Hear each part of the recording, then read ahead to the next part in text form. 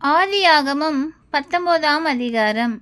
அந்த 2 தூதரும் சாயங்காலத்திலே சோதோமுக்கு வந்தார்கள். லோத்து சோதோமின் வாசலிலே உட்கார்ந்திருந்தான். அவர்களைக் கண்டு லோத்து எழுந்து எதிர்கொண்டு தரைமட்டும் குனிந்து, ஆண்டவன்மார்களே, அடியேனுடைய வீட்டு முகமாய் நீங்கள் திரும்பி உங்கள் கால்களை கழுவி ராத்தங்கி காலையில் எழுந்து பிரயாணப்பட்டு போகலாம் என்றான். அதற்கு அவர்கள், அப்படியல்ல, வீதியிலே ராத்தங்குவோம் என்றார்கள். அவன் அவர்களை மிகவும் வருந்தி கேட்டுக்கொண்டான். அப்பொழுது அவனிடத்திற்கு திரும்பி அவன் வீட்டிலே பிரவேசித்தார்கள். அவன் புளிப்பில்லாத அப்பங்களை சுட்டு அவர்களுக்கு விருந்து பண்ணினான். அவர்கள் புசித்தார்கள். அவர்கள் படுக்கும் முன்னே சோதோம் பட்டணத்து மனிதராகிய வாலிபர் முதல் கிழவர் மட்டுமுள்ள ஜனங்கள் அனைவரும் நாலா திசைகளிலும் இருந்து வந்து வீட்டை சூழ்ந்து கொண்டு லோத்தை கூப்பிட்டு, இந்த ராத்திரி உன்னிடத்தில் வந்த மனுஷர் எங்கே? நாங்கள் அவர்களை அறியும்படிக்கு அவர்களை எங்களிடத்தில் வெளியே கொண்டு வா என்றார்கள்.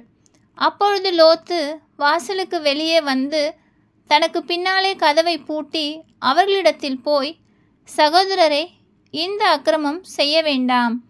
இதோ, புருஷரை அறியாத 2 குமாரத்திகள் எனக்கு உண்டு. அவர்களை உங்களிடத்திற்கு வெளியே கொண்டு வருகிறேன். அவர்களுக்கு உங்கள் இஷ்டப்படி செய்யுங்கள். இந்த புருஷர் என் கூரையின் நிழலிலே வந்தபடியால் இவர்களுக்கு மாத்திரம் ஒன்றும் செய்ய வேண்டாம் என்றான். அதற்கு அவர்கள், அப்பாலே போ, பரதேசியாய் வந்த இவனா நியாயம் பேசுகிறது? இப்பொழுது அவர்களுக்கு செய்வதை பார்க்கிலும் உனக்கு அதிக பொல்லாப்பு செய்வோம் என்று சொல்லி லோத்து என்பவனை மிகவும் நெருக்கி கதவை உடைக்க கிட்டினார்கள். அப்பொழுது அந்த புருஷர்கள் தங்கள் கைகளை வெளியே நீட்டி லோத்தை தங்கள் அண்டைக்கு வீட்டுக்குள் இழுத்து கொண்டு கதவை பூட்டி தெருவாசலில் இருந்த சிறியோரும் பெரியோருமாகிய மனிதருக்கு குருட்டாட்டம் பிடிக்க பண்ணினார்கள். அப்பொழுது அவர்கள் வாசலை தேடி தேடி அழுத்து போனார்கள். பின்பு அந்த புருஷர் லோத்தை நோக்கி, இவ்விடத்தில் இன்னும் உனக்கு யார் இருக்கிறார்கள்? மருமகனாவது, உன் குமாரராவது, உன் குமாரத்திகளாவது, பட்டணத்தில் உனக்குரிய எவர்களாவது இருந்தால் அவர்களை இந்த ஸ்தலத்திலிருந்து வெளியே அழைத்து கொண்டு போ. நாங்கள் இந்த ஸ்தலத்தை அழிக்கப் போகிறோம். இவர்கள் கூக்குரல் கர்த்தருடைய சமூகத்தில் பெரிதாயிருக்கிறது. இதை அழிக்க கர்த்தர் எங்களை அனுப்பினார் என்றார்கள். அப்பொழுது லோத்து புறப்பட்டு தன் குமாரத்திகளை விவாகம் பண்ண போகிற தன் மருமக்கள் மாரோடே பேசி, நீங்கள் எழுந்து இந்த ஸ்தலத்தை விட்டு புறப்படுங்கள். கர்த்தர் இந்த பட்டணத்தை அழிக்கப் போகிறார் என்றான். அவனுடைய மருமக்கள் மாரின் பார்வைக்கு அவன் பரியாசம் பண்ணுகிறதாக கண்டது. கிழக்கு வெளுக்கும்போது அந்த தூதர் லோத்தை நோக்கி, பட்டணத்திற்கு வரும் தண்டனையில் நீ அழியாதபடிக்கு எழுந்து உன் மனைவியையும் இங்கே இருக்கிற உன் 2 குமாரத்திகளையும் அழைத்து கொண்டு போ என்று சொல்லி அவனை துரிதப்படுத்தினார்கள். அவன் தாமதித்து கொண்டிருக்கும்போது கர்த்தர் அவன் மேல் வைத்த இரக்கத்தினாலே அந்த புருஷர் அவன் கையையும் அவன் மனைவியின் கையையும் அவன் 2 குமாரத்திகளின் கையையும் பிடித்து அவனை பட்டணத்திற்கு வெளியே கொண்டு போய் விட்டார்கள். அவர்களை வெளியே கொண்டு போய் விட்ட பின்பு அவர், உன் ஜீவன் தப்ப ஓடிப்போ, பின்னிட்டு பாராதே, இந்த சம பூமியில் எங்கும் நில்லாதே, நீ அழியாதபடிக்கு மலைக்கு ஓடிப்போ என்றார். அதற்கு லோத்து, அப்படியல்ல ஆண்டவரே, உமது கண்களில் உமது அடியனுக்கு கிருபை கிடைத்ததே. என் பிராணனை காக்க தேவரீர் எனக்கு செய்த கிருபையை பெரிதாக விளங்க பண்ணினீர். மலைக்கு ஓடிப்போக என்னால் முடியாது. தீங்கு என்னை தொடரும். நான் மரித்து போவேன். அதோ அந்த ஊர் இருக்கிறதே, நான் அதற்கு ஓடிப்போகத்தக்கதாய் அது கிட்ட இருக்கிறது, சின்னதுமாய் இருக்கிறது. என் பிராணன் பிழைக்க நான் அங்கே ஓடிப்போகட்டும், அது சின்ன ஊர்தானே என்றான். அதற்கு அவர், நீ கேட்டுக்கொண்ட ஊரை நான் கவிழ்த்து போடாதபடிக்கு இந்த விஷயத்திலும் உனக்கு அனுக்கிரகம் பண்ணினேன். தீவிரமாய் அங்கே ஓடி தப்பித்துக்கொள். நீ அங்கே போய் சேரு மட்டும் நான் ஒன்றும் செய்யக்கூடாது என்றார். ஆகையால் அந்த ஊர் சோவார் என்னப்பட்டது. லோத்து சோவாருக்குள் வரும்போது பூமியின் மேல் சூரியன் உதித்தது.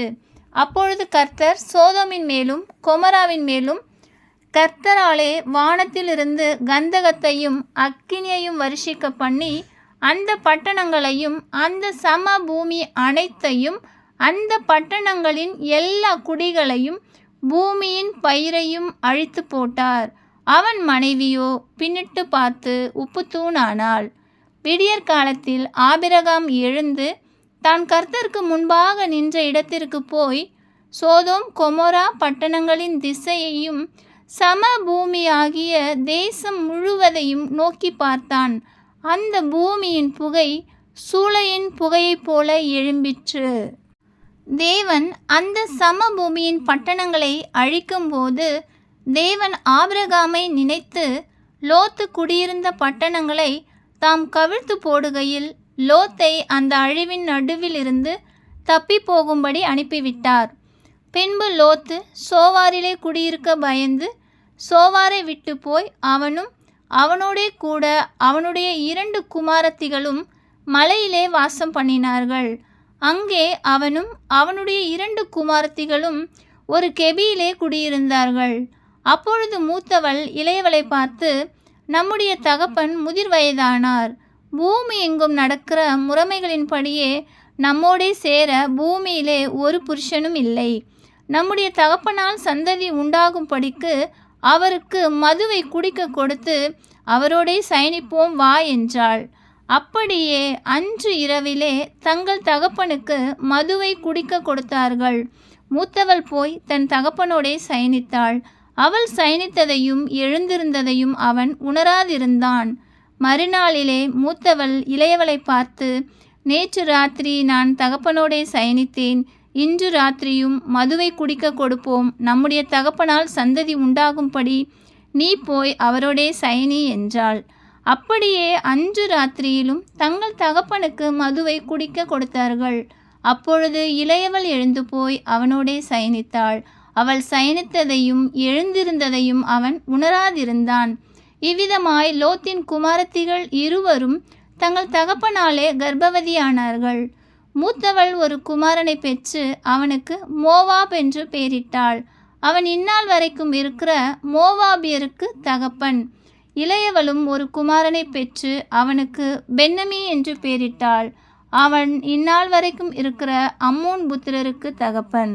ஆமென்.